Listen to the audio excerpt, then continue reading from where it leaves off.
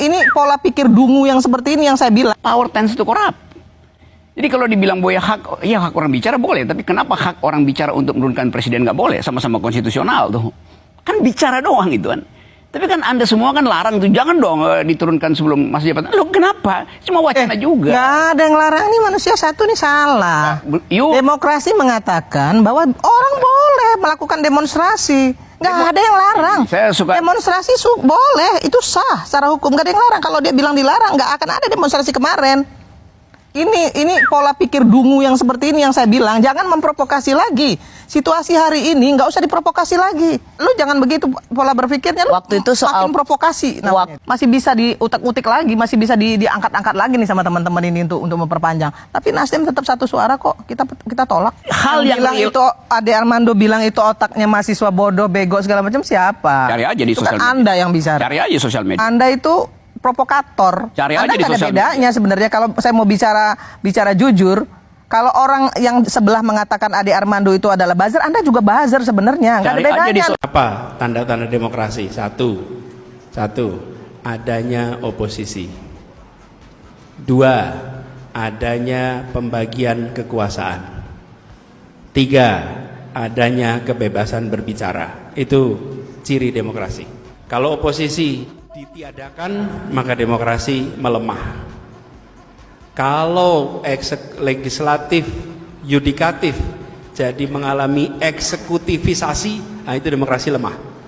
Bila kebebasan berbicara ditahan, maka demokrasi akan lemah. Mau mematikan demokrasi ada 3 juga caranya. Hah?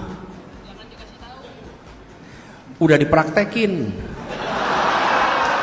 Ini jangan dikasih tahu katanya, udah dipraktekin. Satu, ganti aturan main. Bener nggak tuh? Yang kedua, singkirkan lawan dari pertandingan. Jangan sampai ikut pertandingan. Yang ketiga, kuasai wasit. Diingat-ingat bukan untuk dipraktekkan. Ini diingat-ingat untuk melihat tanda-tanda. 3 ciri demokrasi, teman-teman bantu jaga. Dan 3 ciri-ciri mematikan demokrasi, teman-teman bantu cegah. Mahasiswa menjadi kekuatan untuk menjaga demokrasi dan mencegah matinya demokrasi. Jadi demokrasi itu definisinya banyak sekali. Definisi Mas Anies apa? Sederhananya nih, saya pakai salah satu definisinya. Bagaimana mengelola aspirasi secara damai untuk menghadirkan keputusan yang berdampak kepada masyarakat. Kan kepentingan macam-macam tuh. Nah, gimana caranya tuh aspirasi macam-macam itu bisa dikelola secara damai. Kemudian bisa menghasilkan output kebijakan yang dirasakan oleh masyarakat. Itu satu disiplin demokrasi. Dan demokrasi ini menghadirkan apa? Di situ ada kebebasan, ada nilainya. Kemudian ada ruang untuk berbeda pendapat. Itu kira-kira. Nah, Oke. Dalam definisi itu berarti, saya udah maju ya. Dalam definisi itu berarti permasalahan kita apa? Nah, salah satunya nih. Kalau kita sekarang saya pakai definisi sederhana aja dah, yang untuk pemerintahan ya. Disebut demokrasi, disebut negara itu disebut demokrasi apa tidak? Minimal. 1, dia kasih ruang untuk oposisi. Minimal tuh. Kalau nggak ada oposisi, ya dia bukan demokrasi itu. Tapi ini salah satu definisi aja ya, bukan satu-satunya tuh. Itu aja udah bermasalah tuh di kita. Exactly. Terus yang kedua, dia ngasih ruang kebebasan berpendapat. Kebebasan berpendapat, kebebasan media, itu ruang itu. Kemudian yang ketiga, dia ngasih ruang untuk eksekutif, legislatif, yudikatif berfungsi secara mandiri. Jokowi nggak gitu tuh. Kan ada yang maunya gini, dieksekutifkan semua. Iya betul. Legislatifnya jadi eksekutif, yudikatifnya jadi eksekutif. Itu paling sederhana tuh, Panji. Paling sederhana. Nah, jadi pejuang perempuan dari ranah Minang ini dahsyat. Di Jakarta ada 2 jalan amat besar melintang utara selatan. Namanya satu Jenderal Sudirman, yang satu namanya Hajah Rangkayo Rasuna Said. Kita sebut kawasan Kuningan, Hajah Rangkayo Rasuna Said. Dan Rasuna Said ini adalah perempuan pertama yang kena speak delik Belanda sampai memberikan speddelik, larangan berbicara pada satu perempuan ini. Karena kalau dia berbicara, dia akan menggerakkan orang untuk melawan Belanda. Tapi yang lebih dahsyat, yang sering terlewatkan, gurunya. Gurunya adalah Rahmah Al-Yunusyah.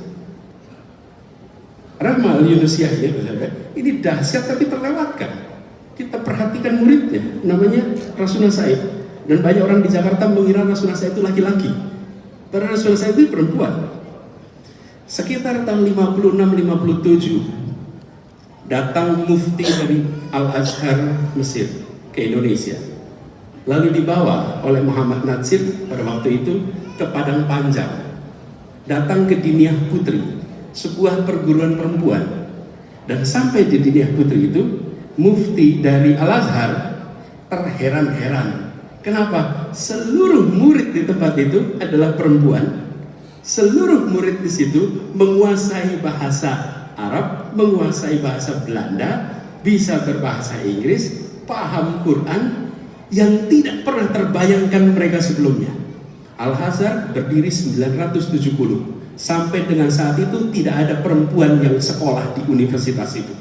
Mufti ini tercengang melihat ada satu sekolah isinya perempuan semua dan setara dengan laki-laki. Apa yang terjadi? Tahun berikutnya Rahmah Al-Yunusyah diundang ke Mesir dan dia membuka program perempuan pertama yang kemudian berdampak pada perubahan pendidikan di seluruh dunia Islam. Siapa yang memulai? Seorang perempuan dari ranah Minang, Rahmah Al-Yunusyah. Bayangkan sebuah universitas terkenal di dunia, umurnya hampir 1000 tahun, tidak punya murid perempuan, tidak punya dosen perempuan. Tapi di sini mereka mengirimkan pesan pada semua bahwa perempuan memiliki hak yang sama dan perempuan justru tiang untuk kemajuan sebuah bangsa. Sudah saatnya Rahmah Al-Yunusyah mendapatkan gelar pahlawan nasional. Halo teman-teman, berjumpa bersama saya di Politik Dangi. Kalau kita melihat perdebatan antara Irma Caniago dengan Rocky Gerung ya, kita bisa menilai yang mana mempunyai intelektual tinggi, yang mana cuman emosi doang ya.